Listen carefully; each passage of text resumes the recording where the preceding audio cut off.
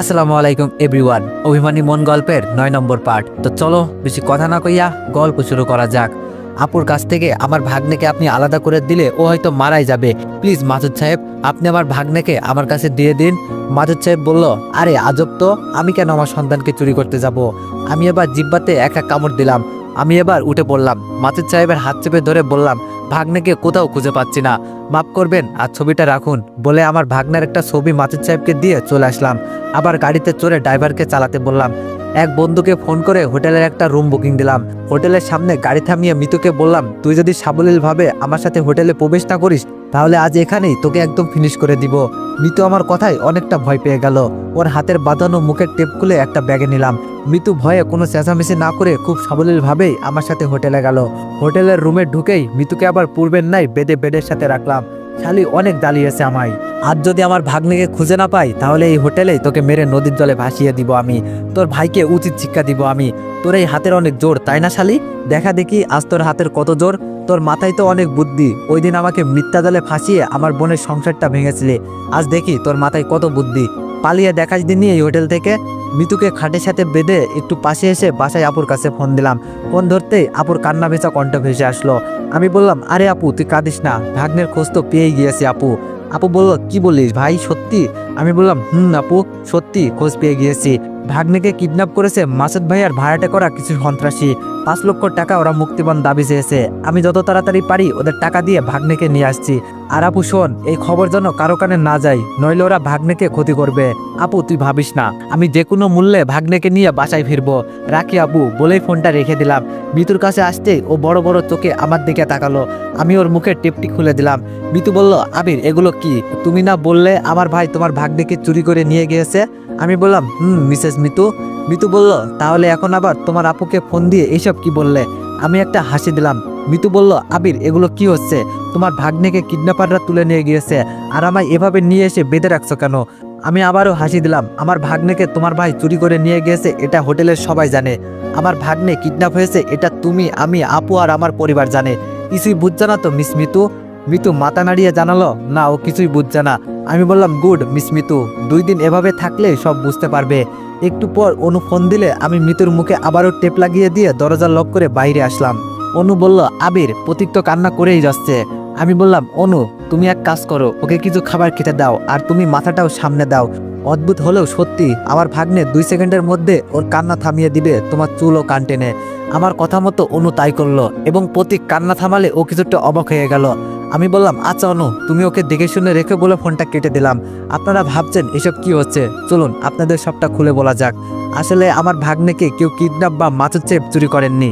ওই দিন রাতে আমার ঘুম আসছিল না, তাই হোটেলের বাইরে পায়চারি করতে করতে একসময় ছাদে চলে যাই। ছাদে গিয়ে এত রাতে অনুর মতো কাউকে এত রাতে ছাদে বসে থেকে কাঁদতে দেখে আমি কিছুটা অবাক ও ভয় পেয়ে যাই।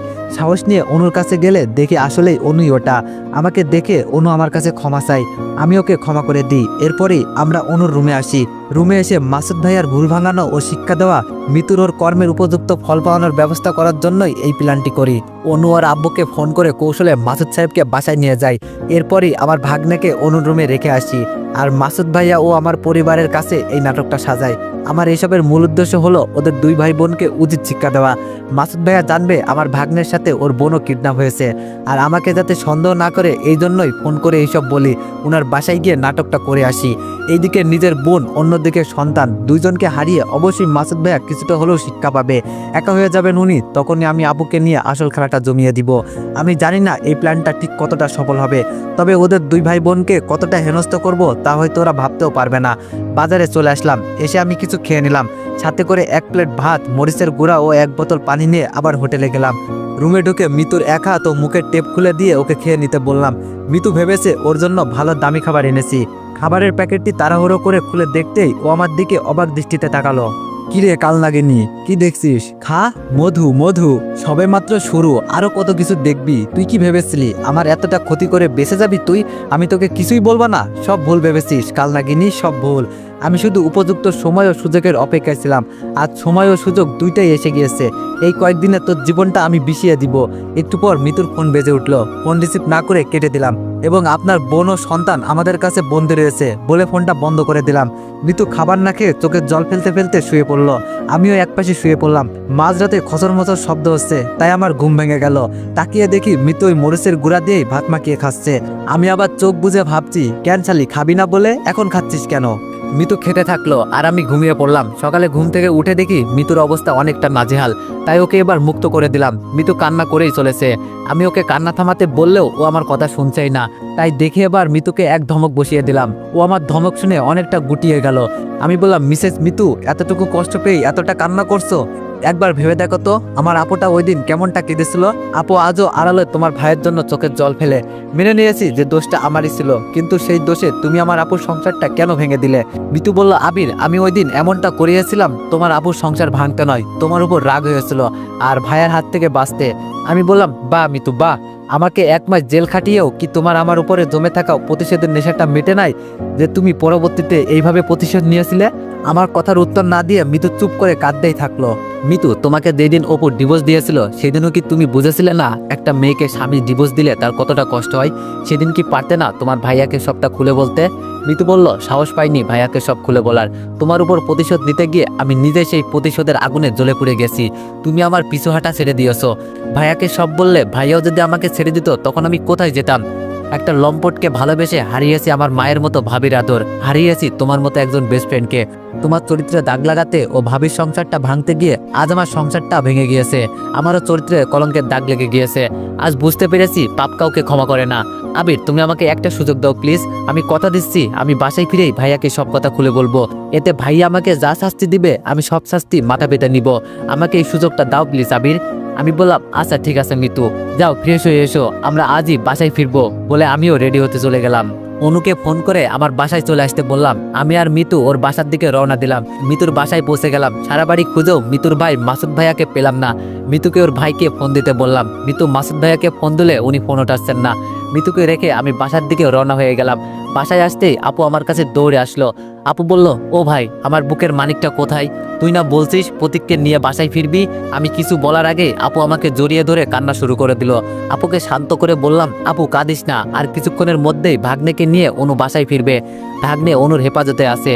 আপু বলল, ভাই তুই আমাকে মিথ্যা সান্ত্বনা দিস? আমি জানি তুই আমাকে মিথ্যা আশ্বাস দিচ্ছিস রে ভাই, সত্যি করে বল না ভাই প্রতীকের কি হয়েছে? বুঝলাম আপুকে এইভাবে বলে বিশ্বাস করানো যাবে না, তাই ফোন বের করে অনুকে ফোন দিলাম। হ্যালো অনু, প্রতীক তোমার কাছে না? আপুকে একটু বলো তো অনু, তুমি যে প্রতীককে নিয়ে আমাদের বাসায় আসছো। ফোনটা এবার আপুকে দিলাম। অনু আপুকে সব বললো, আপু তবুও যেন বিশ্বাস করলো না। তাই আমি অনুকে এগিয়ে নিয়ে আসতে বলে একটু বাইরে বাস স্ট্যান্ডের দিকে যেতে লাগলাম। রাস্তায় হঠাৎ অপুর সাথে দেখা হয়ে গেল।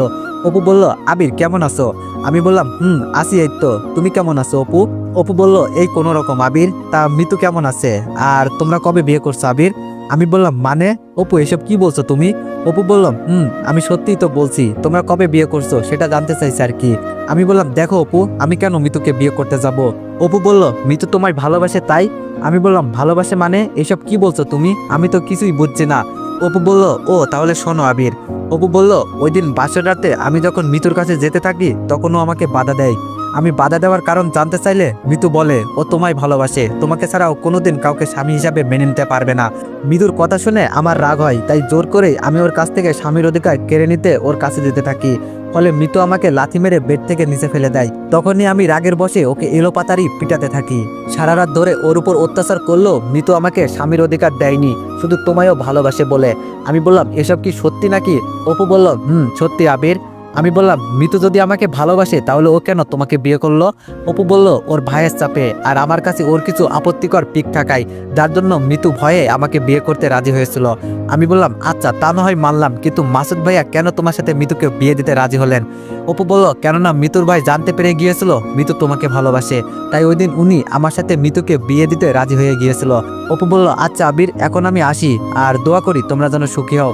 বলে অপু চলে গেল। আমি রাস্তার এক পাশে গিয়ে দাঁড়িয়ে কিছুক্ষণের জন্য ভাবতে থাকলাম যে মাসুদ ভাইয়া একদিন মিতুকে উপর হাত থেকে বাঁচাতে আপুকে দিয়ে অভিনয় করিয়ে নিয়ে অপুকে জেলে দিয়েছিল। অথচ আবার সেই অপুর হাতে মিতুকে তুলে দিতে ওই দিন যেন উনি একটুও দ্বিধাবোধ করেননি। কারণটা হলো শুধু মিতু আমাকে ভালোবাসে বলে আজ কেন বেশ কিছু সংকোচ বেঁধেছে আমার মনে। মিতু যদি একসময় অপুকে ভালোবাসতো তাহলে সে কিভাবে আমাকে আবার ভালোবাসতে পারে বুঝছি না। আবার মাসুদ ভাইয়াও মিতুর সাথে এটা কেন করলো সেটাও তো আজ আমার কাছে অপরিষ্কার মনে হচ্ছে। আমি কি অপুর চেয়ে খারাপ ছেলে ছিলাম নাকি যে মাসুদ ভাই মিতুকে জোর করেই অপুর সাথে বিয়ে দিয়ে দিলেন? জানি না এইসব সংকোচ কিভাবে দূর হবে আমার মন থেকে। দেখি অনুকে ফোন দিয়ে ও কত দূর আর কতক্ষণ লাগবে আসতে। ফোন বের করে অনুকে ফোন দিলাম। অনু কোথায় তুমি, আর কতক্ষণ লাগবে আসতে? অনু বলল আবির আর আধা ঘন্টা মতো লাগবে।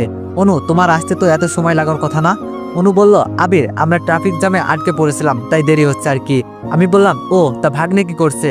অনু বলল ও আমার কোলে ঘুমাচ্ছে, কিছুক্ষণ আগে কিছু খাওয়ালাম এখন ঘুমাচ্ছে। আমি বললাম আচ্ছা তাহলে ভালো করে এসো, আমি বাস স্ট্যান্ডে আসি, বাস থেকে নেমেই ফোন দিও। অনু বলল আচ্ছা বাস থেকে নেমেই তোমায় ফোন দিব বলে অনু ফোনটা কেটে দিল। আমি এক চায়ের দোকানের পাশে চা অর্ডার করে দাঁড়িয়ে আছি। একটু পর দোকানদার চা নিয়ে এসে আমার হাতে দিল। আমি চায়ের কাপে মুখ দিতে যাব কি অমনি কেউ কিছু একটা দিয়ে চায়ের কাপে বাড়ি বসিয়ে দিল। আমি লাফ মেরে উঠলাম, পাশে তাকাতেই দেখি চল 1 মাস জেল কেটে তো শিক্ষা হয়নি, দেখছি এবার তো সারা জীবনটা জেলেই কাটবে। বলেই আমি কিছু বলার আগেই মিতুর ভাই আমাকে হাতে হাত করা পরিয়ে দিল। আমি বললাম মানে আমি কি করেছি আর আমার অপরাধী বা কি?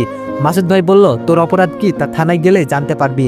আমি বললাম না আপনি তো বিনা দোষে আমাকে থানায় নিয়ে যেতে পারেন না, আগে আমাকে কোন অপরাধে থানায় নিয়ে যাবেন সেটা বলুন, নইলে। মাসুদ সাহেব বললেন নইলে কি করবি? বলে উনি আমার শার্টের কলার ধরে টানতে শুরু করে দিল। আমাকে জিপে উঠিয়ে নিয়ে থানায় নিয়ে গেল। জেলের ভিতরে ঢুকিয়ে দিয়ে উনি একজন অফিসারকে বলল এর নামে চার্জশিট তৈরি করুন। ওই পুলিশ অফিসার আমার অপরাধ বা কারণ জানতে চাইলে উনি বললেন কিডন্যাপ, একজন মেয়েকে কিডন্যাপ ও তার উপর রাতভর অত্যাচারের জন্য ওর উপর নারী নির্যাতনের দায়ে চার্জশিট তৈরি করুন, কালকেই ওকে কোর্টে চালান দেওয়া হবে। আমি বললাম নারী নির্যাতন মানে? আমি কাকে কিডন্যাপ ও নির্যাতন করেছি? মাসুদ সাহেব বললেন চুপ, আর একটা কথাও যদি মুখ থেকে বার করিস তাইলে তোকে এখানে মেরে পুঁতে ফেলবো। তোর ভাগ্য ভালো তাই এখনো তোর উপর হাত উঠায়নি, জানিস না কাকে কিডন্যাপ করেছিস তুই। তার মানে মিতু আবারও আমাকে এভাবে ফাঁসিয়ে দিল। আসলে মিতুকে এইভাবে বিশ্বাস করাটা আমার মোটেও ঠিক হয়নি। 1 ঘন্টা না যেতে মিতু সহ আমার আপু আব্বু ও অনু আসলো। মিতু বলল ভাইয়া আবিরকে ছেড়ে দাও। মাসুদ ভাই বলল কি বলিস বোন, ওনা তোকে? মিতু বলল ভাইয়া অনেক হয়েছে আর না, আমি যা বলছি সব মিথ্যা, আবির আমার কিডন্যাপ করেনি, তাই তুমি ওকে ছেড়ে দাও প্লিজ। মিতুর কথাই ওর ভাইয়া আমাকে ছেড়ে দিল। আমি জেল থেকে বের হয়ে মিতুকে বললাম আশা করি বাকিটুকু তোমার ভাইয়াকে বলে দিবা, আমরা সবাই তোমার ভাইয়ার আশায় পথ চেয়ে থাকবো। আমরা সবাই বাসায় চলে আসলাম। আপু প্রদীপকে পেয়ে অনেক খুশি, অনুকে সবাই যেন পারছে না মাথায় তুলে আদর করতে। আমার সৎমা বলেই বসলো এমন একটা লক্ষ্মী মেয়ে আবিরের বউ হবে, অনেক মিষ্টি তুমি। আমি চেয়েছি শুধু অনুকে দেখছি, অনু যেন লজ্জায় লাল করে ফেলেছে ওর মুখটি। অনু এবার বলল আচ্ছা আমি এবার আসি। আপু আমায় অনুকে এগিয়ে দিয়ে আসতে বলল। আমি অনুকে এগিয়ে দিতে ওর সাথে সাথে যাচ্ছি। দুইজনে চুপচাপ হেঁটে চলেছি। আজ আমার অনেক ইচ্ছাই হচ্ছে অনুকে কিছু বলার, কিন্তু কথাগুলো পেটে আসলো যেন মুখ দিয়ে আর বের হচ্ছে না। অনুর বাসার কাছাকাছি চলে এসেছি, আর মাত্র 1 মিনিটের রাস্তা। এবার বুকে সাহস করে বলেই দিলাম অনুকে, অনু একটা কথা বলার ছিল তোমাকে। অনু বলল বলো কি কথা?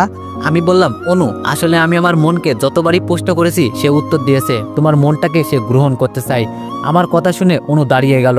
আমিও কিছুটা ভয় পেয়ে গেলাম। অনু কিছুটা রোমান্টিক ভাব নিয়ে বলল দেখো আবির আমি ওইসব শুনতে চাই না, এক কথায় আমি সোজা ওই 3টা শব্দ শুনতে চাই, বলবে কি?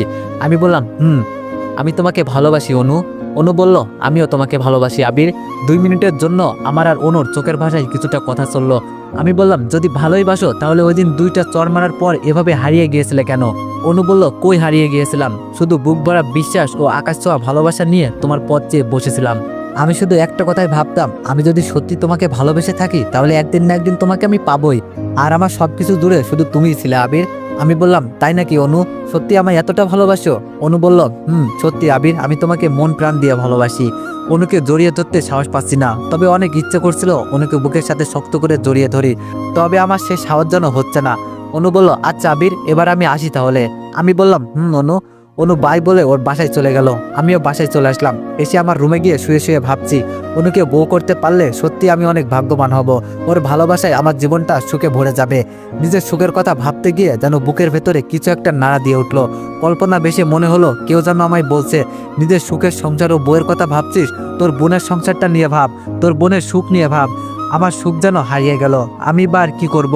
এত চেষ্টার পরেও মাসুদ ভাইয়া যদি আপুকে মেনে নেয় তাহলে আর কি করার। আর কি করতে পারি আপু, আমি কি করতে বাদ রেখেছি, কত পথই না অবলম্বন করলাম, তবুও কাজ হলো না। একটিবারের জন্য উনি যেন আপুর কথা ভাবেননি উনার এমন একটা নিষ্পাপ সন্তানের কথা।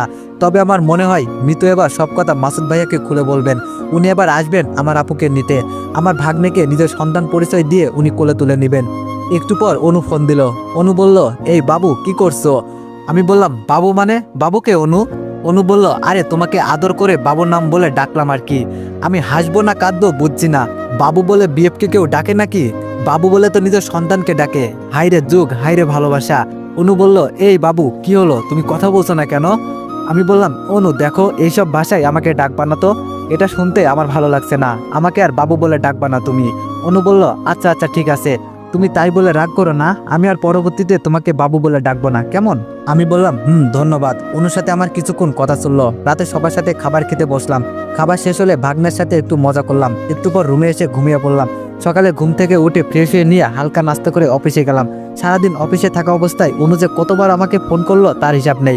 বাসায় ফিরে অনুকে ফোন করতে ও আমাকে কিছু কথা শোনালো। একে সারাদিন অফিসে থাকা, আবার বাসায় না আসতে জিয়াফের বকা। ফোন কেটে দিয়ে আমি ফোনটা বন্ধ করে রেখে দিলাম। আপুর রুমে গিয়ে দেখি ভাগ্নে বসে থেকে খেলা করছে। ওকে কোলে তুলে নিলাম। আপু বলল, ভাই কখন ফিরলি? আমি বললাম, এই তো আপু। আপু বলল, ও যা ফ্রেশ হয়ে আয়, আমি খাবার বাড়ছি। আমি বললাম, আম্মু কোথায় রে আপু? আপু বলল, এই মাত্র রান্না সেরে রুমে গিয়েছে মনে হয়। আমি বললাম, আচ্ছা আপু, তুই তাহলে খাবার বাড়তে থাক, আমি একটু আম্মুর কাছ থেকে আসছি। আপু বলল, আচ্ছা ভাই। আসলে এই কয়েকটা দিন আম্মুকে আমি সময় দিইনি, ঠিক মতো ওনার সাথে কথা হয়নি, মনটা কেমন যেন করছিল, তাই আজ ওনার রুমে গেলাম। কিন্তু রুমে গিয়ে একটা বোকার পরিচয় দিলাম, যাতে মনে হয় উনি কিছুটা কষ্ট পেল। আমি বললাম, আসবো আম্মু। উনি কিছু না বলে আমার দিকে অবাক দৃষ্টিতে তাকিয়ে বলল, বাবা তোর মায়ের রুমে আসতে পারমিশন লাগবে তোর? আমি বললাম, না মানে আসলে আম্মু তোমার সাথে বেশি সময় কথাই হয় না, তাই আসলাম গল্প করতে। আম্মু বলল, অফিস হতে কখন এসেছিস, খাওয়া দাওয়া হয়েছে? আমি বললাম, এখনই আম্মু। আব্বু খাবার বাড়ছেন, খাবো একটু পরে। আম্মু বলল, চল আগে খাবি তারপর গল্প করব। আম্মুর সাথে খাবার টেবিলে চলে গেলাম। সবাই মিলে খাওয়া দাওয়া সারলাম। খাওয়া শেষ হলে সবাই বসলাম গল্প করতে। গল্প করা শেষ হলে আমি আমার রুমে আসলাম। ফোনটা অন করতেই দেখি অনু 25টি মেসেজ দিয়েছে, শুধু সরি আর সরি। অনুকে ফোন দিয়ে বেশ কিছুক্ষণ কথা বলে ঘুমিয়ে পড়লাম। সকালে ঘুম থেকে উঠে ওয়াশরুমে গিয়ে আমি ফ্রেশ হচ্ছি। আম্মু আমাকে ডাক দিয়ে বলল, দেখ তো আবির, বাইরে কে এসেছে, দরজা খুলে দে। আমি গিয়ে দরজাটি খুলতেই আমার চোখ আকাশে উঠলো। মাসুদ ভাইয়া ও তার বোন মিতু আজ প্রথমবারের মতো এসেছে আমাদের বাসায়। তো এভরিওয়ান, নেক্সট পার্টের জন্য অপেক্ষা করুন। ধন্যবাদ।